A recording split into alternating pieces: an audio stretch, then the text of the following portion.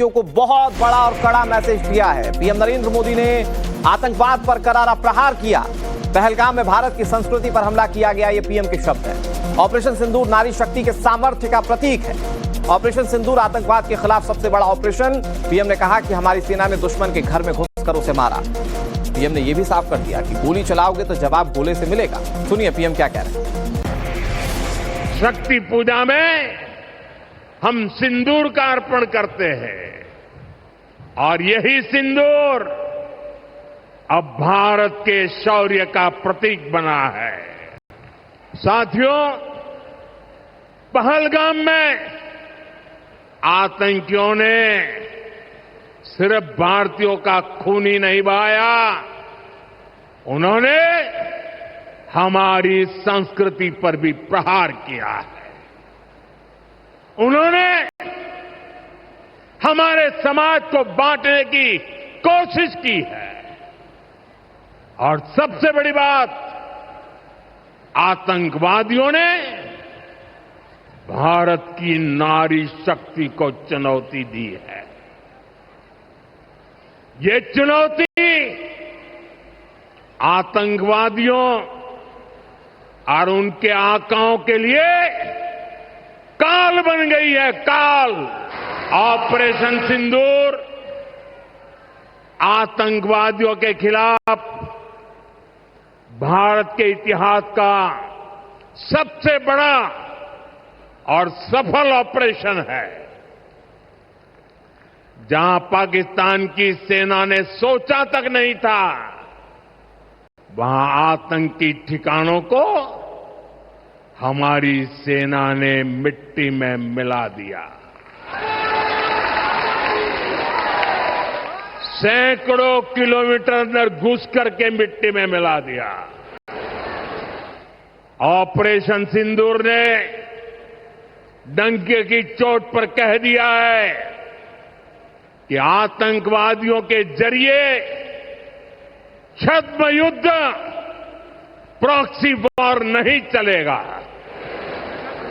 अब घर में घुसकर भी मारेंगे और जो आतंकियों की मदद करेगा उसको भी इसकी भारी कीमत चुकानी पड़ेगी। ऑनलाइन गेमिंग फ्रॉड केस में ईडी की बड़ी कार्रवाई सामने आई। दिल्ली, मुंबई और बेंगलुरु समेत कुल 7 जगहों पर छापेमारी की गई। ईडी की रेड में 39 लाख रुपए नकद बरामद किए गए। 48 फर्जी खातों में जमा 1.5 करोड़ रुपए भी फ्रीज कर दिए गए।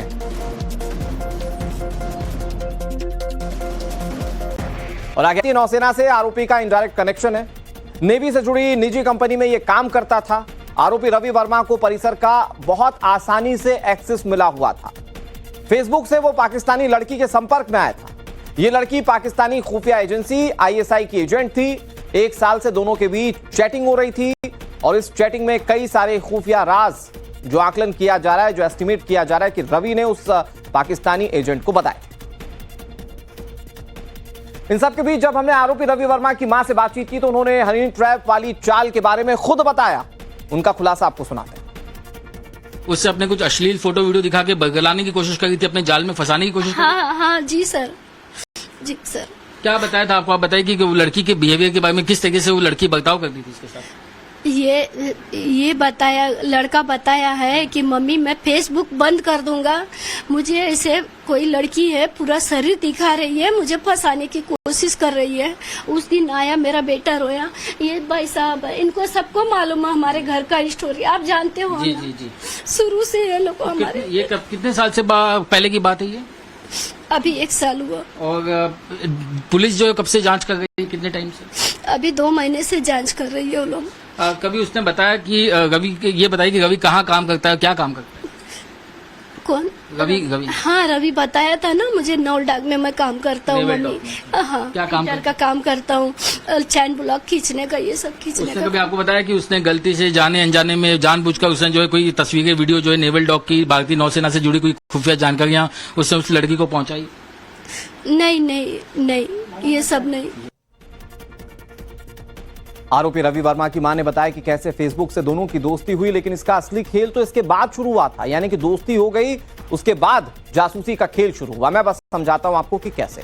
फेसबुक पर दोनों की दोस्ती काफी गहरी हो चुकी थी। दोनों ने आपस में मोबाइल नंबर्स एक्सचेंज कर लिए थे। इसके बाद व्हाट्सएप पर दोनों के बीच अश्लील चैटिंग का दौर शुरू हो गया। लड़की ने रवि वर्मा को अश्लील वीडियोस भेजे थे। आईएसआई एजेंट ने रवि को बरगलाना शुरू कर दिया था। आरोपी ने नौसेना से जुड़ी जानकारी इकट्ठा की, कई संवेदनशील वीडियोस, फोटोज शेयर कर दिए थे। पुलिस को आरोपी की चैट हिस्ट्री में कई सबूत मिले हैं और अब इसके खिलाफ कड़ी कार्रवाई की जा रही है।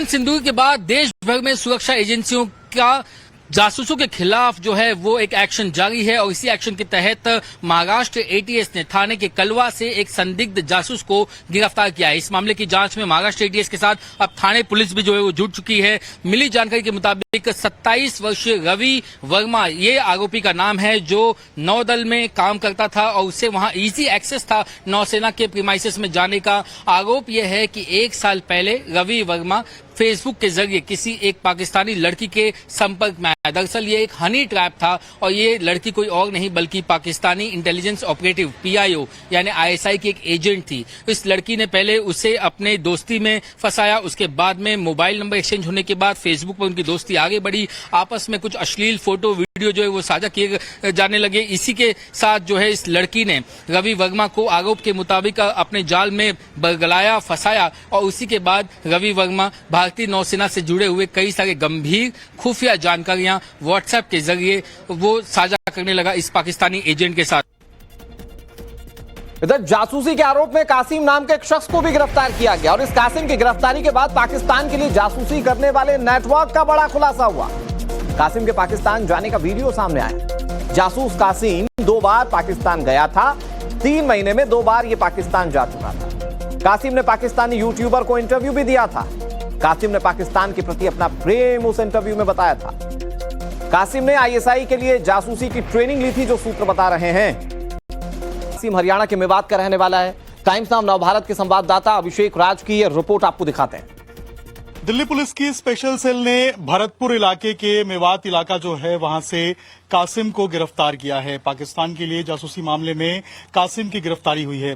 इस वक्त हम गंगोरा गांव में मौजूद हैं। ये डीग का भरतपुर क्षेत्र का ये गंगोरा गांव है और गंगोरा गांव में ये आप देखेंगे तो ये कासिम का घर है। इस वक्त सिर्फ अंदर जो पत्नी है कासिम की वो मौजूद है, इसके अलावा घर में कोई भी मौजूद नहीं है। जो माता पिता कासिम के हैं उनकी मौत हो चुकी है और इसके अलावा अंदर आप लिखा हुआ है ताकि आइडेंटिफाई हो जाए घर।